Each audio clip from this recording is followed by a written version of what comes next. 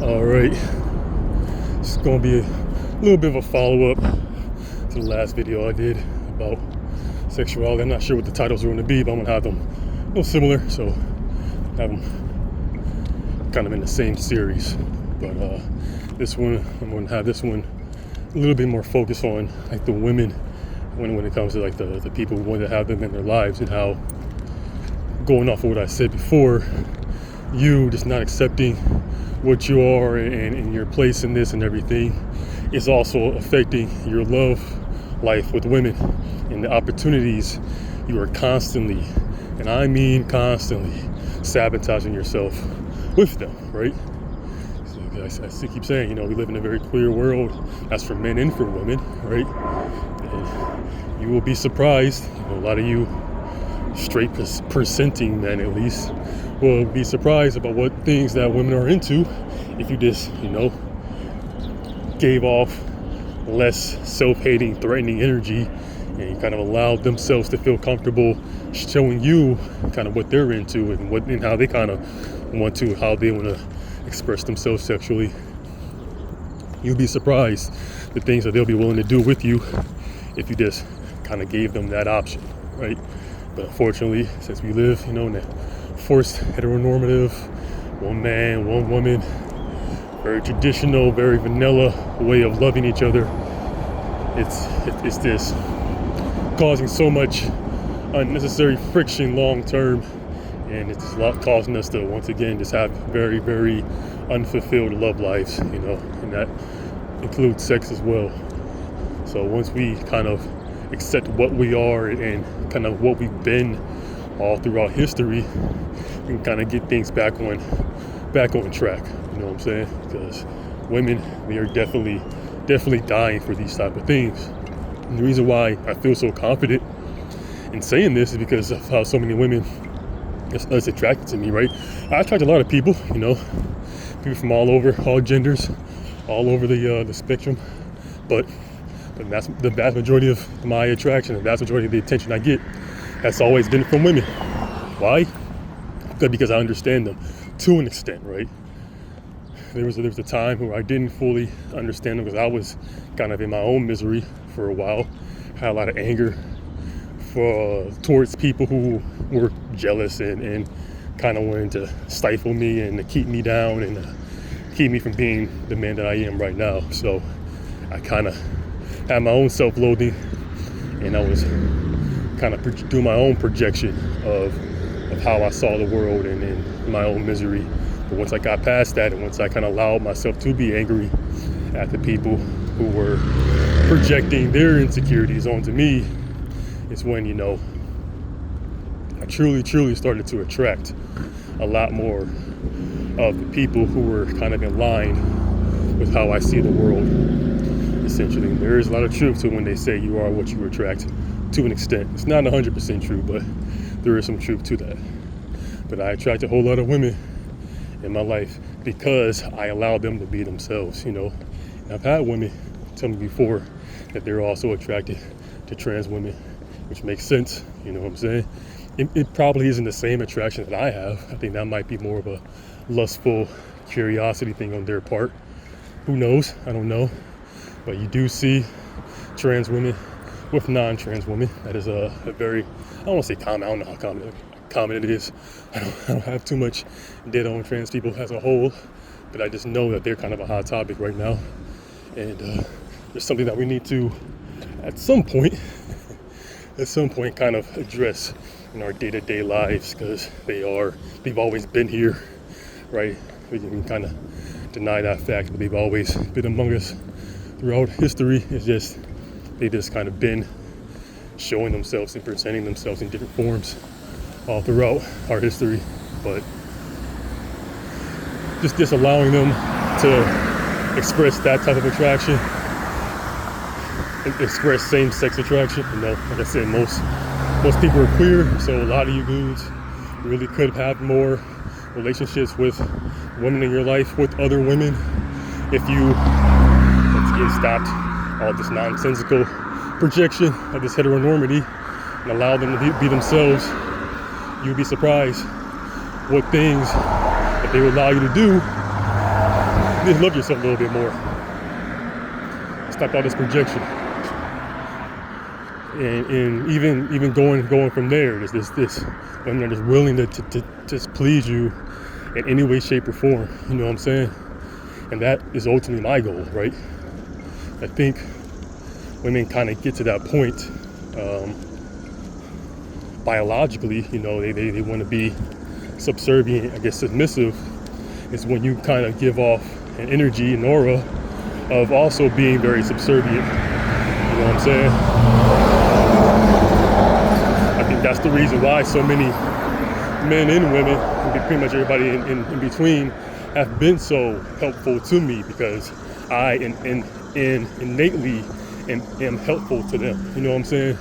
I will never be given as much as I give. I will never receive as much as I give. You know what I'm saying?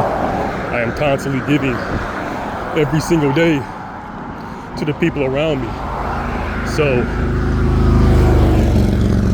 sorry about all the noise. Like I said, I'm walking and talking. There's always people around me. I attract so much attention every single day.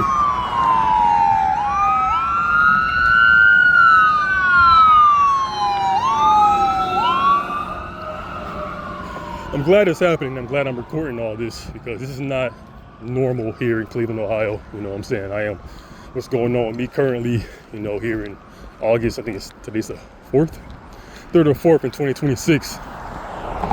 That's never happened before. So everything that I'm doing now, all the noises and everything you're hearing around you and shit, I gave you some visuals as well in some of these videos. This is abnormal. You know, this is not a normal thing in Cleveland, but that's kind of what happens when you're trying to make history. But anyway, back on topic. It is just allowing myself to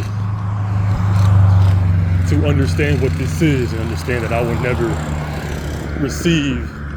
be given as much as I give out, right? I'm constantly looking for ways to better the people around me, because I know I'm going to benefit from seeing less miserable people around me. You know what I'm saying? Like, truly, if people were having better love lives, better sex lives, it will give me the courage to be like, okay, cool, I can kind of calm down and I can kind of join them in that, right? You know, misery loves company, but, you know, I don't know the opposite of misery. Pleasure loves company. I don't know. I don't want to be the only person truly out here eating good. You know what I'm saying? I don't. I want that to be everyone, or at least everyone have the opportunity to do so. You know what I'm saying? But we kind of have to get out of our own way a lot of the time, and allow ourselves just to let things kind of be, instead of project how we see the world and think that we're just holier than thou, and our opinions matter more than somebody else's. You know what I'm saying?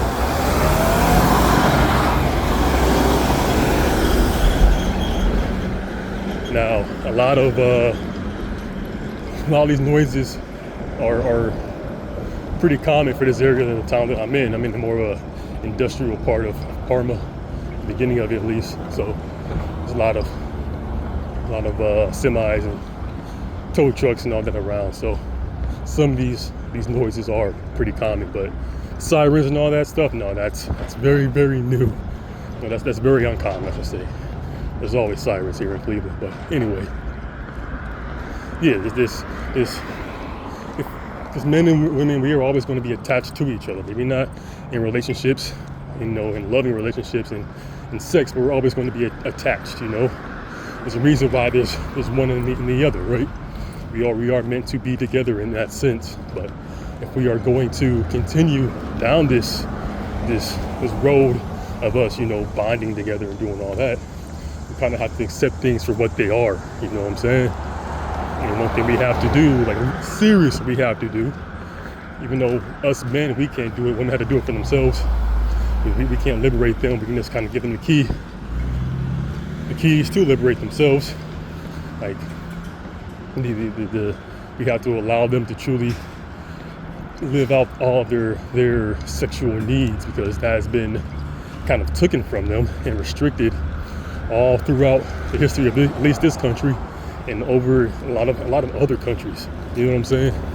That's why you see a lot of, you know, African and Asian countries, when the women finally get the option and feel safe enough to express themselves, they go into like the sex industry, right? And it makes a lot of sense, right? Because they get to make a living, they get to do what they truly want to do or need to do or deserve to do, and they're very good at it. You know what I'm saying?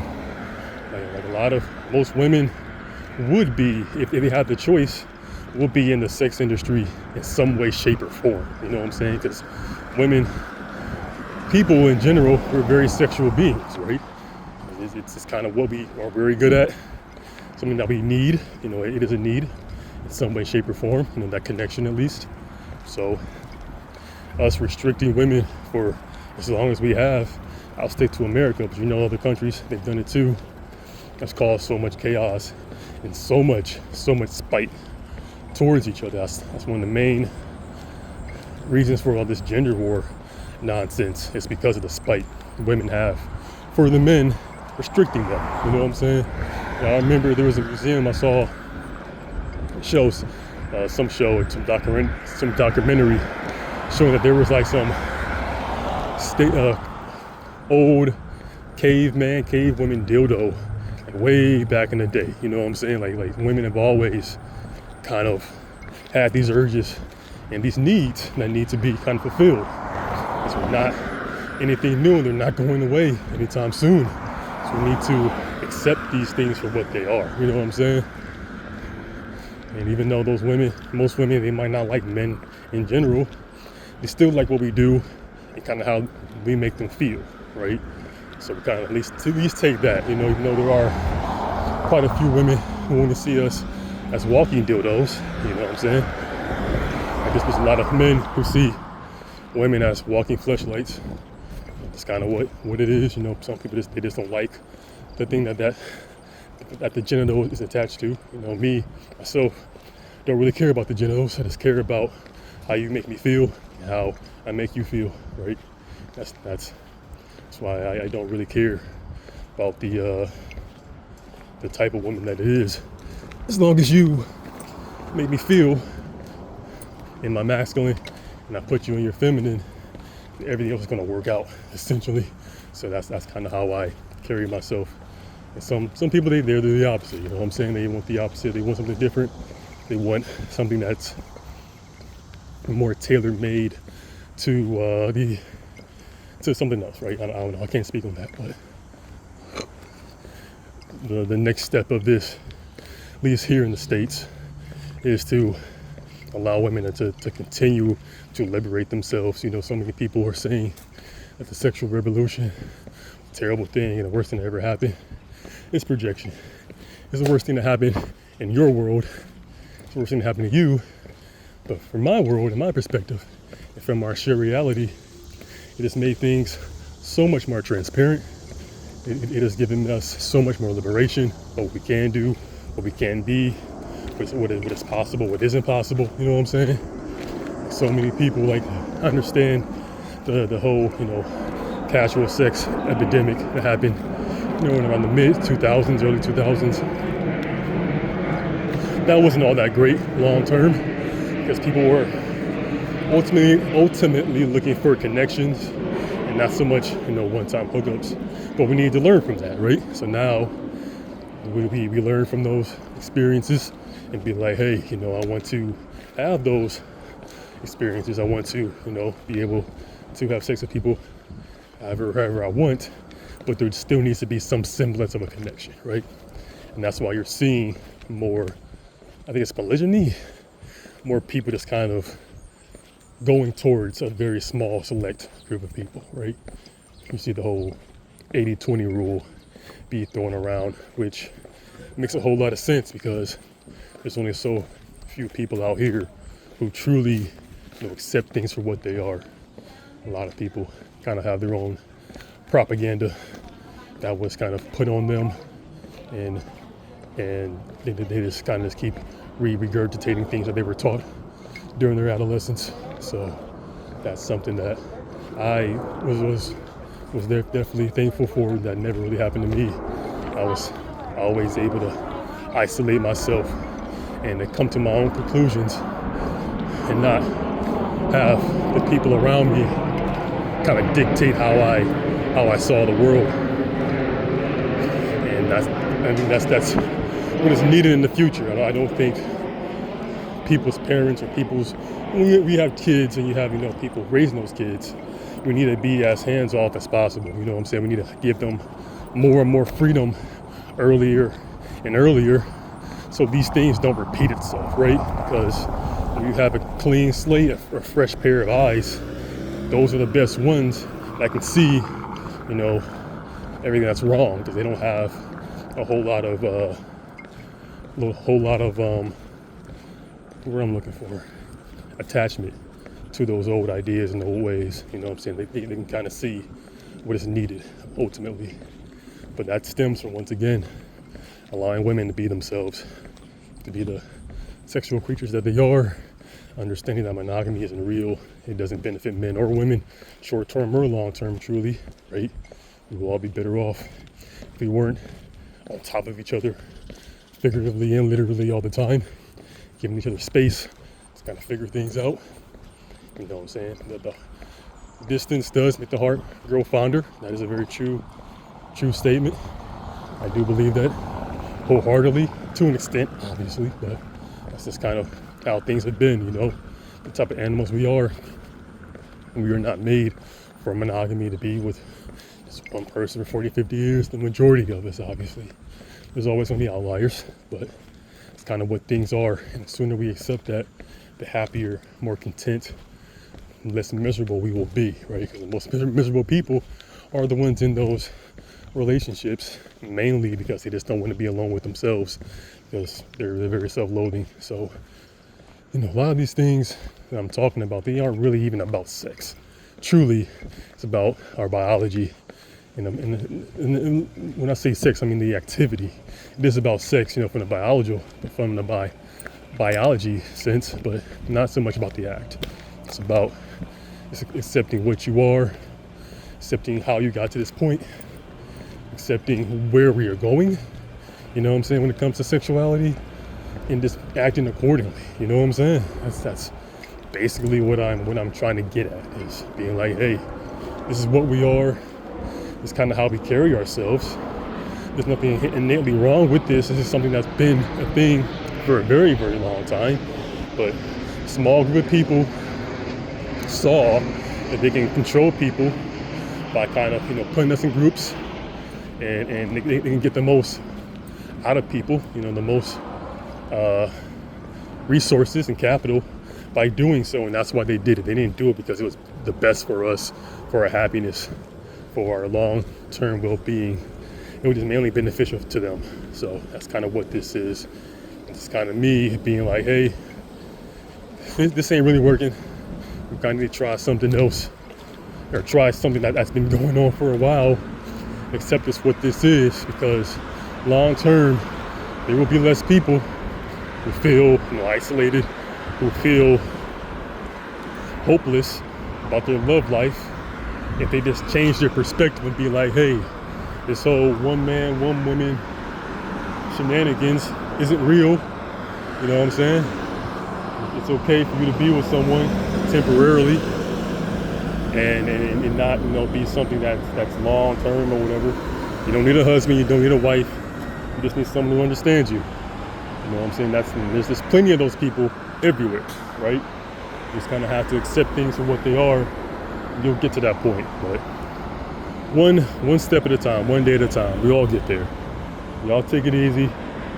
We'll keep this conversation going.